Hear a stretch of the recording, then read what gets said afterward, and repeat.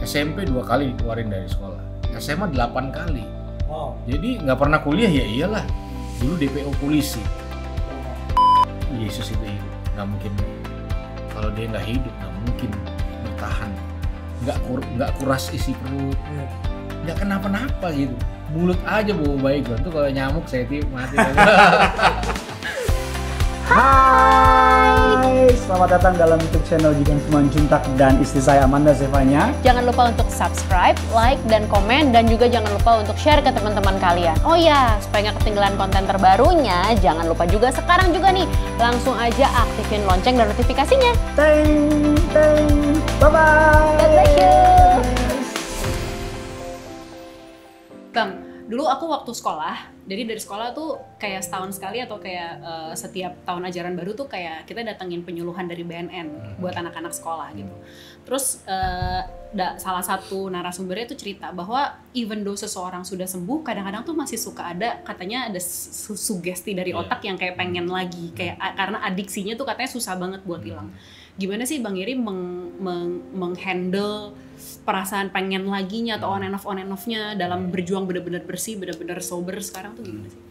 Jadi gini, kalau seorang pecandu narkoba yang pernah merasakan nikmatnya narkoba tidak menemukan sesuatu yang lebih nikmat, memang sulit.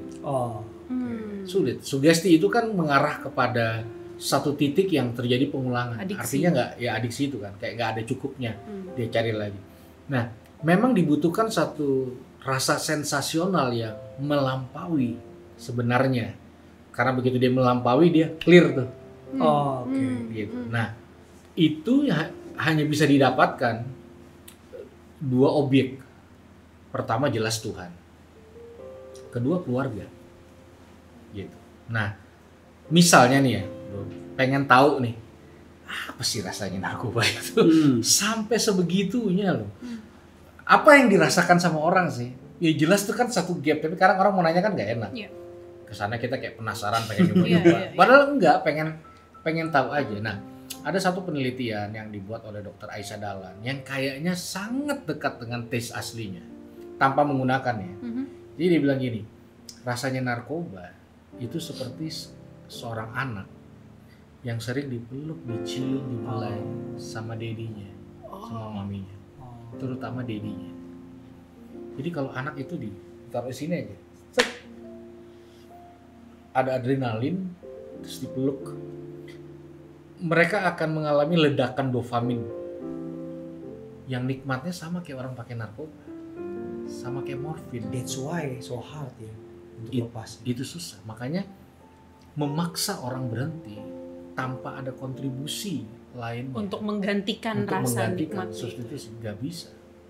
Medis ganti-ganti obat terus sampai pengobatan Israel pun udah nggak ada ujungnya. Taste harus lawan taste, begitu. Makanya ya orang bisa balik lagi kecuali dia menemukan dua source itu, Tuhan dan keluarga, gitu. Jadi memang narkoba tuh mimpi buruk buat keluarga. Yes. Tapi cinta kasih di dalam keluarga itu mimpi buruk buat sindikat-sindikat narkoba. Bisa panjang nggak? Bang, gue pernah baca abang selalu mendorong bahwa pengguna narkoba itu bukan di penjara, tapi diobati atau mungkin dirangkul dan sebagainya. Apakah berarti narkoba itu bukan sebuah kejahatan atau kenapa? Apa yang melatar belakangi pola pikiran? Pertama, undang-undang kita jelas mengarah ke sana, undang-undang narkotika pasal 127 bahwa penyalahguna wajib direhabilitasi. Bukan di penjara. Bukan di penjara. Karena kalau orang make, dia mengalami 3 problem sekaligus, namanya co-occurring. Pertama, adiksi itu jelas. Kedua, fisik. Ada HIV/AIDS, ada hepatitis C, ada kelenjar getah beningnya bermasalah. Kayak saya dulu paru, ginjal, liver, Gigi juga ya Bang? Gigi, semualah. Lalu ketiga ada masalah psikis.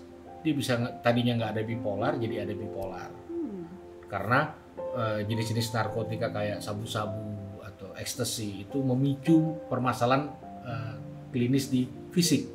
Nah, penjara nggak punya instrumen untuk menyelesaikan 3 masalah ini. Itu masalah adiksi. Memenjarakan pecandu tuh kayak orang kena diabetes, terus ngumpet di belakang makan donat, terus ditodong senjata, terus dimasukin penjara.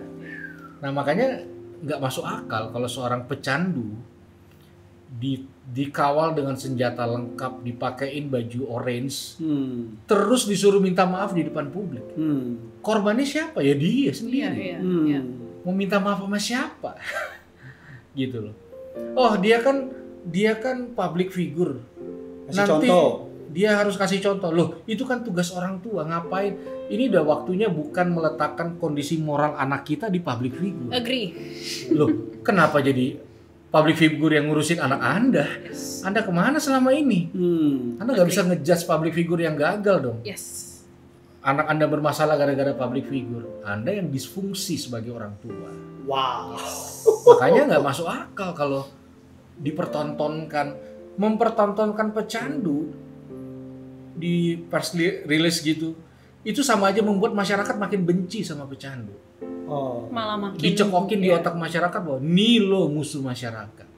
In some case kan itu membuat anak-anak muda jadi takut Bang, untuk narkoba. In some case. takut dipermalukan.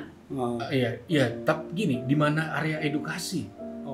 Kalau mau tanya takut, masukin dong ke kurikulum sekolah. Orang tua ngajar nggak?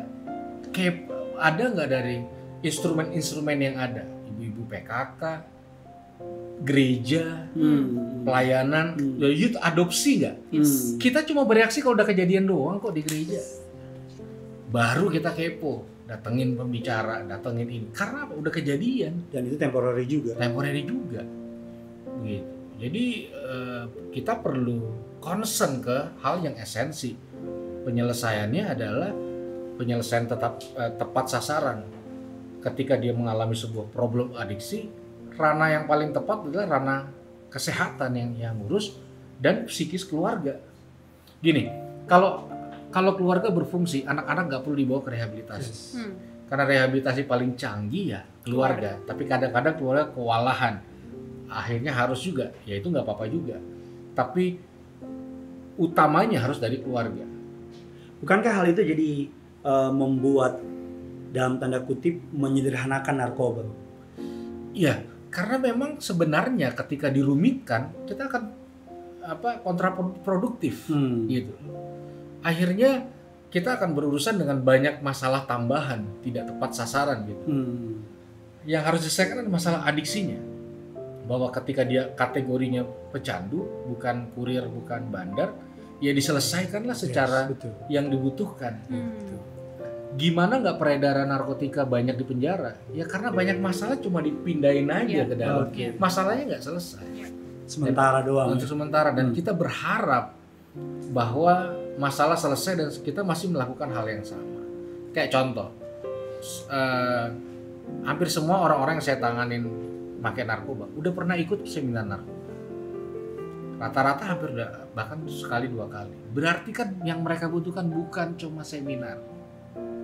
Nah, kadang-kadang kita hanya memberikan menu itu, lalu kita berharap yang tinggi, hasil yang tinggi. Sedangkan anak sekarang suruh duduk dengerin 40 slide kayaknya kita aja belum tentu suka. Lagi slide-nya membosankan dan menakutkan. Gitu. Nah, Bang Iri tadi ada mention soal soal stigma pertama tadi di awal sempat di-mention soal stigma, terus juga untuk bisa jadi wadah, bisa jadi fasilitas. Aku ingat pertama kali aku ketemu sama Bang Iri tuh di program Big Circle waktu itu di Metro TV. Bang Iri pada saat itu cerita membangun sebuah sociopreneurship, membangun sebuah cafe di mana di situ Bang Iri justru pakai karyawannya adalah mantan junkie, para mantan junkie yang karena mereka susah banget cari pekerjaan karena stigma sebagai mantan pengguna narkoba, jadi Bang Iri fasilitasi, Bang Iri edukasi, akhirnya jadi barista. Nah itu gimana tuh Bang soal itu? Maksudnya aku tuh jujur ya, aku sangat membekas banget loh, cerita itu tuh membekas banget dalam ingatan aku, and I feel ini satu hal yang perlu banget buat dibagiin terus-menerus, diceritain terus-menerus bagaimana kita bisa berfungsi jadi wadah untuk menerima orang-orang seperti ini dan justru memperlengkapi mereka gitu. Iya. Jadi kan muncul dari keresahan. Keresahan. Jadi kalau gini, Kalau artis meskipun nggak semua ya ketangkep, ya dia tetaplah artis.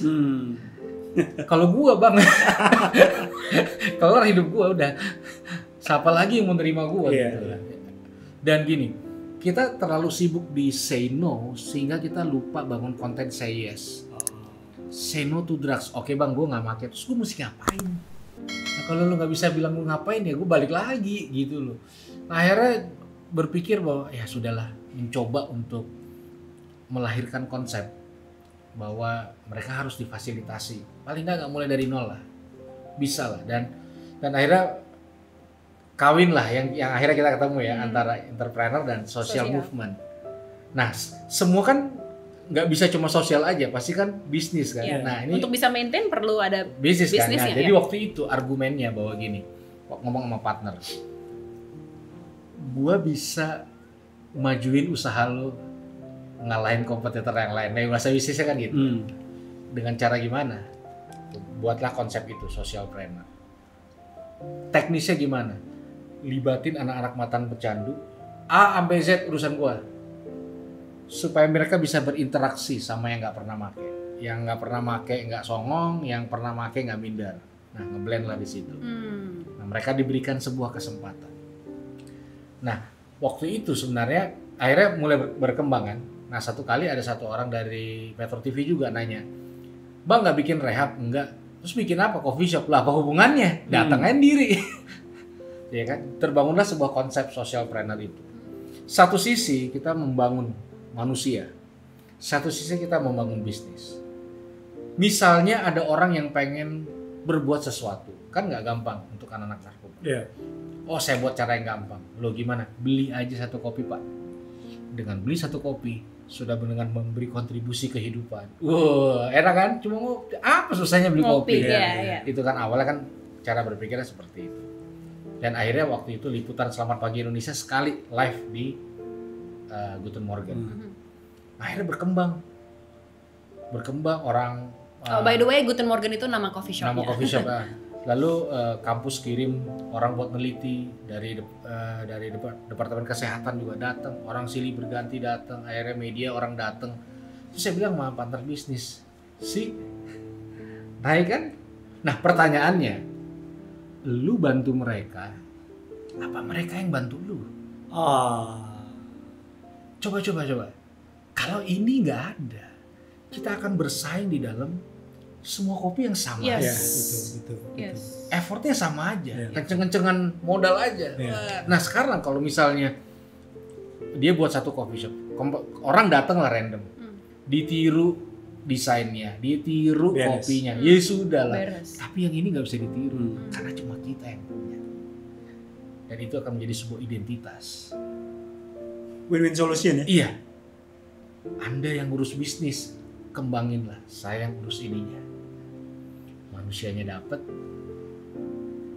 bisnisnya juga dapat, semua happy. Saya nggak bawa proposal. Gitu. Gimana cara ngehandle si mantan pecandu ini bang, untuk mengedukasi mereka dan supaya mereka punya kehidupan yang baru dan nggak lagi terjerumus ke narkoba? Ini pertanyaan yang menarik. Jadi gini, saya punya satu prinsip, ya datangnya pasti dari firman. Hanya yang kita kasihi yang bisa kita rubah. Jadi begitu kita bertanya, gimana sih? Maka pertanyaan akan balik ke kita. Sayang nggak? Kalau enggak ya udah. Paling nggak jangan berharap tinggi, karena lu nggak sayang. Lu cuma pengen dia berubah. Itu seperti orang nelfon, jangan lupa besok datang ya, hari Kamis ditelepon, karena besok komsel udah selesai di situ. Itu sama seperti orang yang hari Sabtu telepon, jangan lupa besok ibadah Minggu. Ya udah. Kita nggak tahu kehidupannya dia, mimpinya, dapurnya gimana, kita nggak peduli. Kenapa itu menjadi penting untuk merubah? Karena gini, kan papa pemain bola. Nah, dia tuh selama karirnya main bola, kaki patah 2 kali. Gigi ompong kena sepatu bola. Tapi nggak pernah sekalipun dia ngomong, ya papa ganti cabang deh. Kenapa? Karena dia cinta mati sama bola. Sekalipun bola melukai dia berkali-kali. Nah, minta orang berubah harus dengan cinta. Supaya apa? Supaya waktu kita dilukai, kita tetap melakukan. That's why yang Yesus lakukan di kayu salib ya. Walaupun kita nggak layak, maaf ya, brengsek, kita nyakitin lagi, tapi dia justru itu kan menyakitkan. Iya, cinta kayak gitu membuat kita kayak ya udahlah, siapa lagi yang bisa cinta kayak kita? Wow, sama orang main basket, ankle-nya rusak, cacat, dia main basket gak ada urusan. Kenapa? Dia cinta banget main basket. Nah, kekuatan cinta tuh di situ. Makanya ketika kita pengen satu orang berubah, maka itu akan semua pertanyaan berbalik ke kita. Kalau berubahnya nanti 10 tahun lagi masih mau nggak? Sekarang kalau gitu sama anak-anak yang Bang Iri ajarin dan Bang Iri dalam tanda kutip bina melalui Guten Morgen Coffee itu apa kabar mereka? Kekuatan cintanya sampai mana merubah hidup mereka sekarang? Paling enggak sebagian besar udah punya coffee shop sendiri. Ya, ada namanya Abi, ada Abi Coffee Shop. Nanda tuh punya 2 coffee shop di Semarang. Gitu. Terus ada namanya Guntur, dia udah punya coffee shop juga sendiri gitu. Artinya kalau saya jalan 100, mereka harus jalan 1000 gitu. Artinya mereka harus lebih baik, mereka harus lebih kaya, mereka harus lebih terkenal, mereka harus lebih baik. Itu tujuannya saya nge-build supaya mereka punya loncatan. Kenapa mereka harus lebih baik? So mereka punya power untuk lempar orang lain juga lebih baik dari mereka. Dan itu movement. Pertanyaan terakhir nih Bang, kenapa sih orang kena narkoba? Kenapa sih orang kena narkoba? Ke narkoba? Iya, kenapa sih? Apakah ikut-ikutan? Apakah pengen tahu? Apakah kurang kasih sayang? Ada 3 sih penyebab utama. Yang ketiga itu karena masalah. Yang kedua alat pergaulan. Yang pertama nih penasaran. Nah ini yang sulit di handle karena fiktif kadang-kadang. Ketika tiba-tiba muncul apa ya, rasanya halu ya, random gitu. Gimana ya rasanya dalam satu momen gue nggak dalam sebuah kontrol gue sendiri dan gue dalam kontrol sesuatu. Begitu. Nah itu ada 2 tuh, penasaran dan krisis. Narkoba berdiri di titik krisis hidup seseorang. Waktu orang memutuskan pakai narkoba nggak akan tanya, udah 1 dulu belum? Udah selesai baca kitab belum? Ternyata narkobanya orang Kristen ya. Ayo, welcome. Apa adanya, lu mau bagaimana ya terserah. Jadi makanya gini, ini jangan kan narkoba ini pengalaman ya. Satu kali saya nasihatin orang yang ngerokok. Ya dulu juga ngerokok, cuma kan kita kadang udah rohani gini kan, ayat semua kan. 1 Korintus 3:16, lu nggak tahu lo, cerobong emang ini, wah pokoknya membabi buta lah. Terus satu kali itu orang dengerin aja, terus udah Bang, udah boleh gua ngomong nggak? Boleh. Nih Bang ya, waktu gua aktif di gereja, semua orang rohani, name it lah, shalom, tetap kuat, semangat. Gue jatuh nih, rapture orang-orang suci. Terus dia nyalain rokoknya. Ternyata Bang, cuma rokok yang setia dalam suka dan duka. Rokok ini lebih setia dari lu. Karena lu hubungin gue segmented kan. Karena ada maunya aja supaya gue balik. Oke, kali ini gue yang salah. Terus gue pulang. Iya juga ya, ternyata ya kita nggak bisa komplain code. Mereka udah tahu, gak usah dipanjang lebar, udah tahu seayat-ayatnya. Cuma saat itu itu yang ada dalam hidup mereka. Makanya nggak gampang untuk ngasih hidup. Karena memenangkan itu, merubah mereka dari drugs ke kebenaran, perlu pertukaran hidup, waktu, uang, energi. Dengan segala resikonya. Kalau dia ketangkep ya tangkap juga. Dengan segala konsekuensinya, orang akan ngecap, pemakai juga. Kalau dia gay, orang akan bilang apa? Oh, pacar barunya ya. Ya telan lah. Kalau nggak mau ya jangan melayani. Karena itu include gitu. Nah makanya kadang kita pragmatif gitu loh. Kita pengen orang berubah, tapi kita nggak sadar bahwa ada satu problematika yang membutuhkan kita di situ. Core-nya di situ. Gitu. Makanya ketika saya tidak memberikan sebuah kontribusi besar, saya nggak nuntut orang ini. Makanya ada pemakai-pemakai yang saya nggak bisa bagi waktu. Paling saya bilang, bro, yang penting lu nggak mati deh. Itu udah cukup deh. Ayo berjuang lagi. Saya nggak akan berani ngejudge dia gini karena saya nggak ada kontribusi. Kalau dibalik kita pun nggak mau kan, nggak ada kontribusi. Siapa lo? Iya kan. Kalau cuma nih saya punya satu pengalaman lain, nggak apa-apa ya share ya. Iya. Satu kali ada satu anak remaja putri mau aborsi, baru kelas 3 SMP. Sis usia kandungan aja belum memadai untuk aborsi. Bayangin itu yang terjadi. Saya ketemu di klinik. Jadi ada satu tempat di Jakarta Pusat tuh klinik aborsi semua. Itu populer dari tahun 70-an. Argumen udah semua ilmu, kerohanian kelas semua dari kelas dasar sampai second coming. Boom. Wah, iya. Wah, akhirnya dia bilang gini, oke kak. Saya tidak akan aborsi dengan satu syarat. Langsung deal ya, syarat apapun kamu gak akan aborsi. Oke kak. Sekarang sebutin syarat. Kakak jadi bapaknya mau gak? Kalau kakak nggak mau jadi bapaknya, jangan ngomong soal Yesus kan. Kalau itu dosa, saya juga udah tahu.